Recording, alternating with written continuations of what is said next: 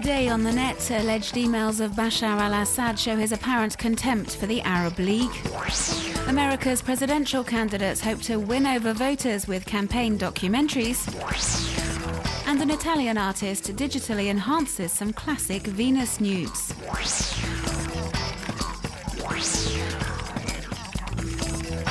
Thousands of emails apparently belonging to Bashar al-Assad and his wife have been leaked to British daily The Guardian. In one of them, sent on the 29th of December, shortly after the Arab League monitors arrived in the country, the Syrian president appears to have shared this YouTube video with one of his advisors, a video they seem to find very amusing.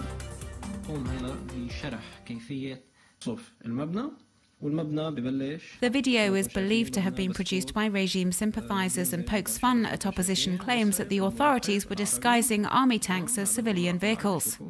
The people behind the video wonder how it could have been possible to simply make tanks disappear as if by magic, without the Arab League observers noticing anything. The regime had in fact been accused by the opposition of concealing armoured vehicles during the Arab League mission. Damascus is also thought to have deceived the international community by painting tanks blue to pass them off as police vehicles. This strategy was clearly not employed in the region of Idlib, where, as we can see in this amateur video footage, the army launched a mass offensive to retake control of the rebel stronghold.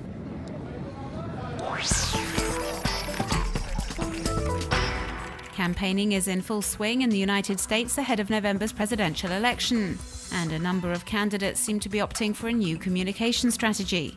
Instead of belittling their political rivals in negative campaign ads, some presidential hopefuls are trying to win over American voters through online documentaries, looking back over their political journey to present them in a different light, a new tendency that can be seen in both the Republican and Democrat camps. Incumbent President Barack Obama's campaign team set the ball rolling with this online documentary entitled The Road We've Traveled. The film is around 17 minutes long and paints a picture of a head of state that got things done. It looks back over Obama's major accomplishments during his first term in office and also gives the floor to his entourage. The president's campaign team has really pushed the boat out with this documentary. The narrator, for example, is none other than actor Tom Hanks.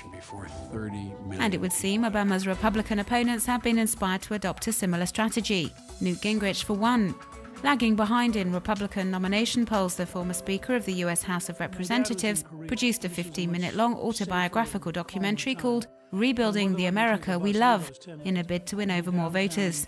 We learn, for example, that when he was young, Gingrich dreamed of becoming a zookeeper and that he loves animals. His wife Callista and some of his daughters also feature in the film, ensuring viewers that he really is the man for the job.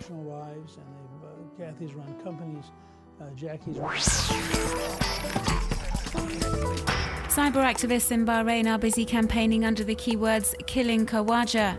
They accuse Manama of leaving imprisoned human rights activist Abdulhadi al-Khawaja to die. The lawyer was given a life sentence for his involvement in last year's anti-government protests and has been on hunger strike for over 1 month now, in protest of his detention and the human rights violations in the kingdom.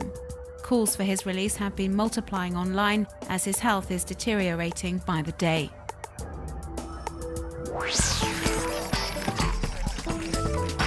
Italian artist Anna Utopia Giordano wondered how Venus would be depicted if she had to comply with modern-day perception of beauty.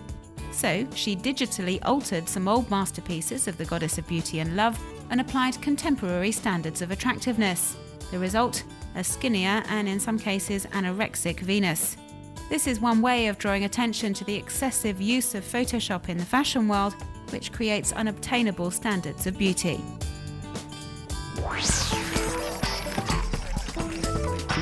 American Space Agency NASA has just released this high-definition video online, allowing us to tour the moon like never before. These exceptional images were collected by the Lunar Reconnaissance Orbiter, which also provides unprecedented views of the dark side of Earth's natural satellite, and will provide lunar scientists with all sorts of new information and data. However, new measurements have created our best yet maps of these types of craters, allowing us to see deep into the shadows of this surprisingly young-looking impact crater in the south that's more